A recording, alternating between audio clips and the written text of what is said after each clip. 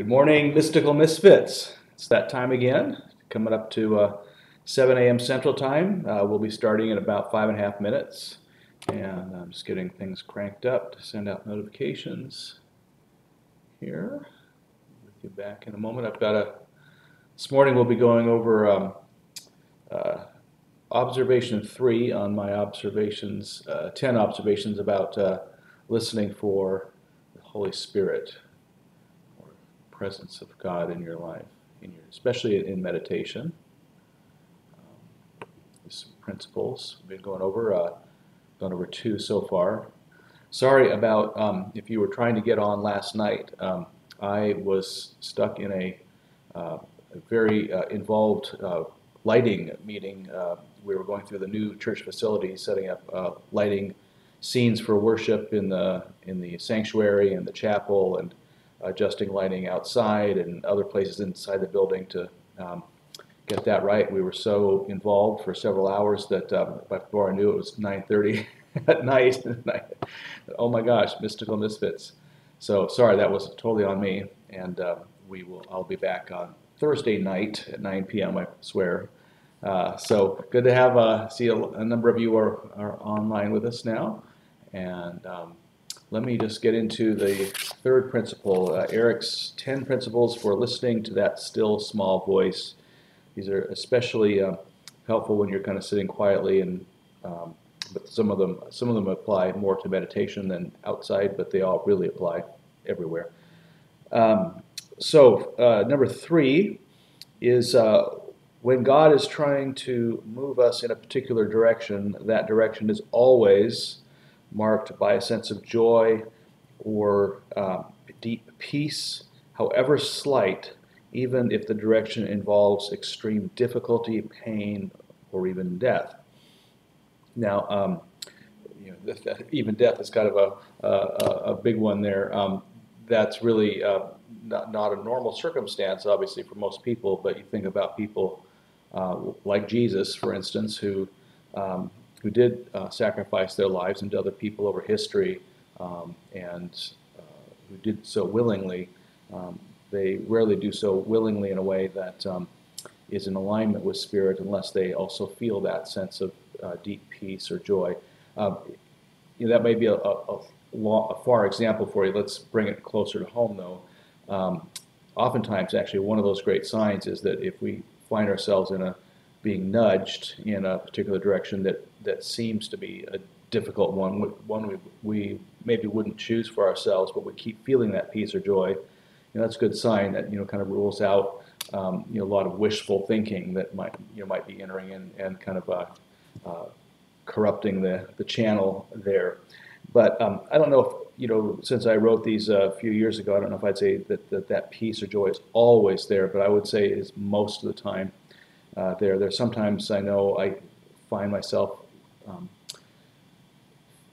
with insights that had no that seemed to be coming from that kind of higher channel, but didn't have any of that emotion or that feeling attached to it. But you figure that if the Spirit, or if God speaks with no words and no neon signs, God has to kind of tap us on the shoulder in a sense, in a way that we could recognize as something a little bit higher resed than the realm we normally live in. So that triggers a sense of something, and the most classic is that sense of something going like this, that was like this is, I'm trying to get my screen, it kind of opens up inside. Something was tight, constricted, releases or relaxes a little bit. The sense of maybe anxiety or confusion or just blankness gives rise to a feeling of this just quiet joy, just kind of that is in the background, or maybe quite sharp at times. But those are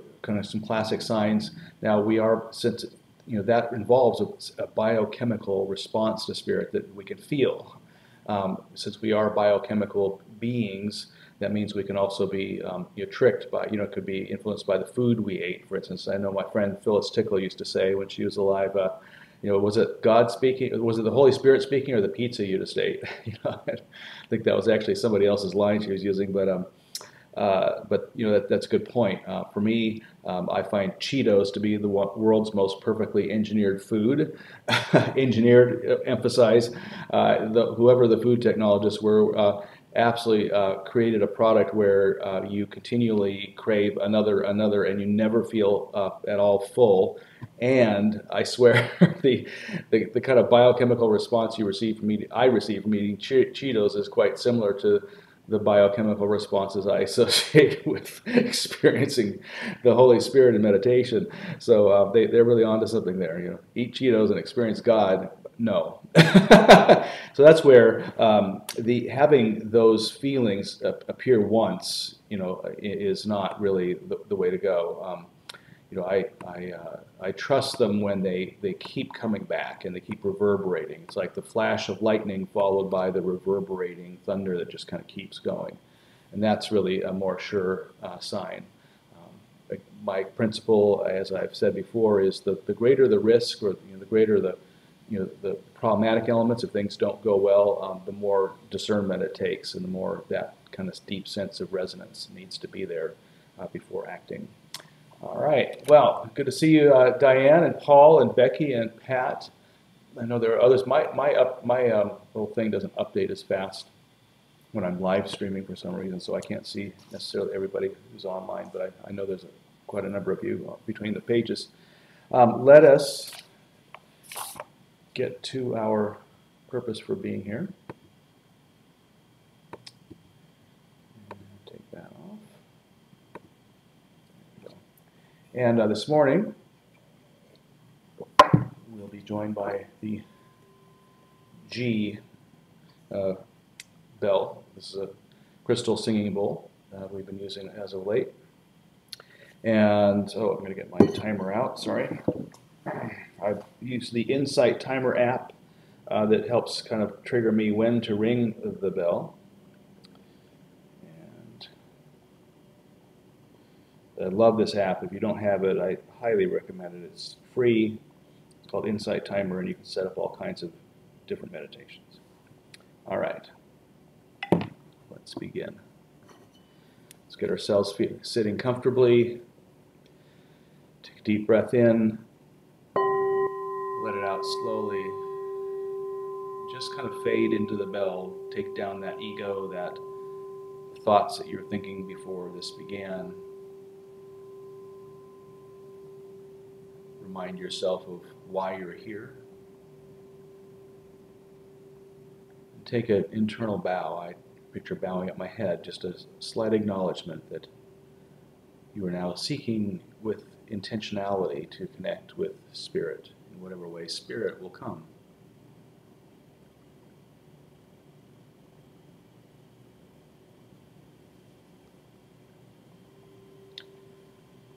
Let us be mindful of those who are joining us this morning online.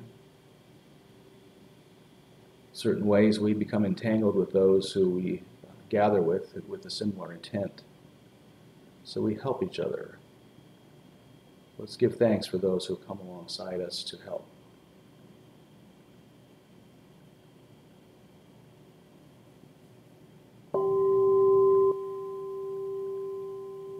Now let's take a look at the last 24 hours of our lives for the next few minutes. Especially looking for those places where someone has touched us with love, or we have touched someone else. And those indirect ways that God touches us, not only through other people, but through creation itself, and what we hear on the radio, and what we notice throughout our day.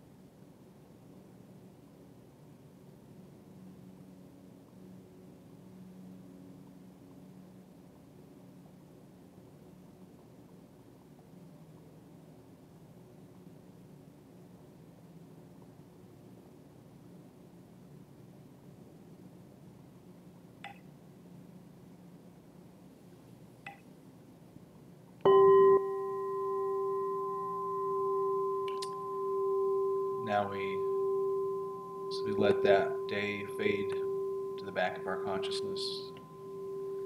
As we bring forward someone we care about who may be troubled right now, physical ailment, mental or spiritual, we find that place within ourselves that has an empathy for that feeling we perceive in the other. And we allow the Spirit, as we bow more deeply, to touch us in that place where we hurt, where we suffer some analogous difficulty.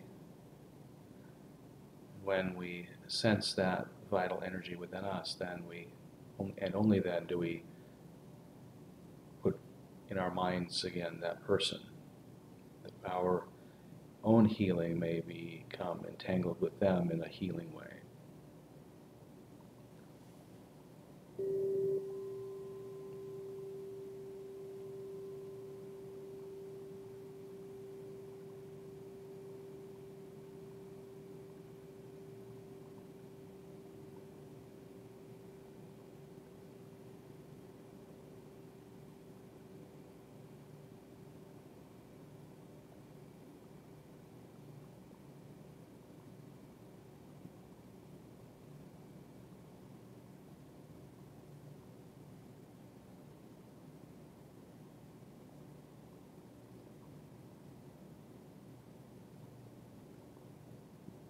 There are times when you have no idea why a person is ailing.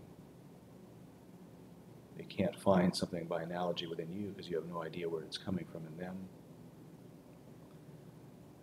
During those times, it's helpful simply to ask yourself, God, to surround yourself with positive energy. Then simply pray, asking that same positive vital health move to them in whatever way it needs to.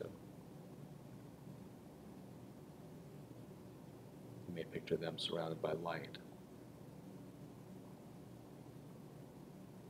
love, grace.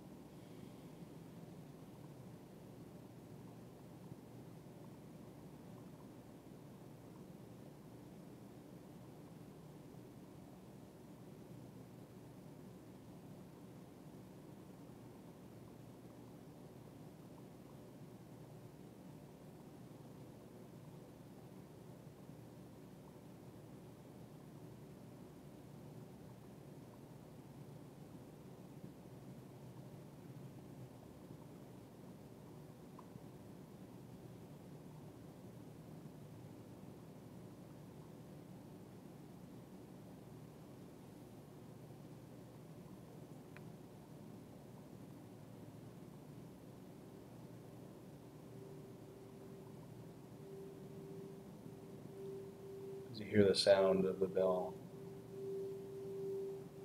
picture that person surrounded by that loving, vital, healthy energy, consciousness of God.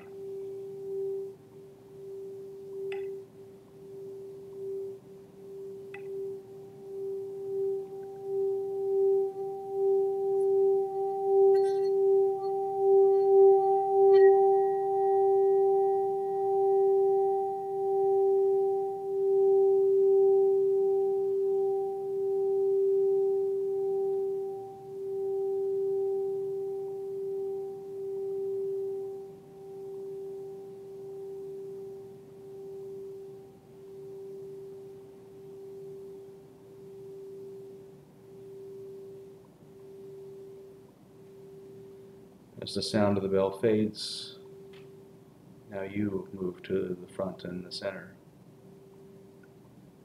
asking yourself, what do you need today, tomorrow, this coming week?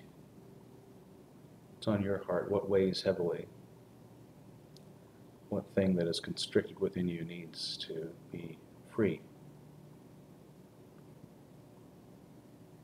Find that place within yourself that could use healing or insight, either one.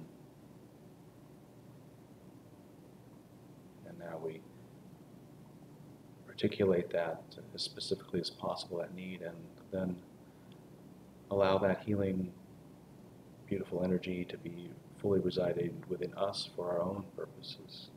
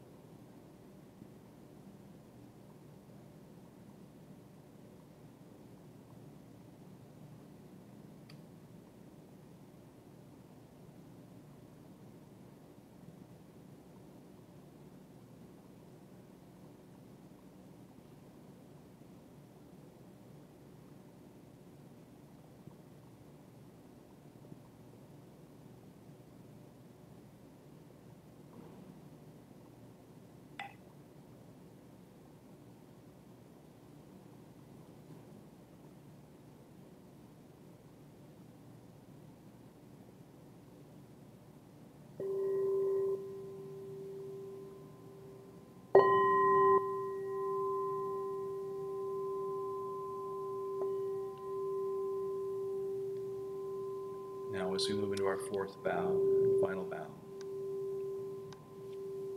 with the sound of the bell, take down all ego, all guard. Open yourselves to one source only. That is, a source that is higher than us, who loves us more than we love us, who believes in us more than we believe in us, and who loves others more than we love others, whose wisdom far surpasses ours, and whose desire to connect with us surpasses our desire to connect with her, with him, with mother, with father, with spirit. Surely there are no words to describe adequately the presence we seek to open ourselves to.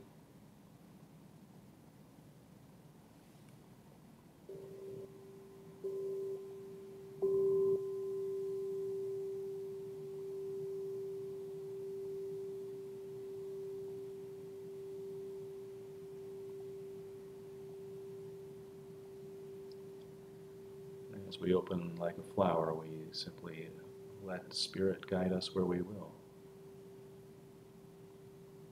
Sometimes inserting ourselves in the conversation as we feel moved, but then allowing time for listening, for feeling, and for giving thanks at times for the one who loves us.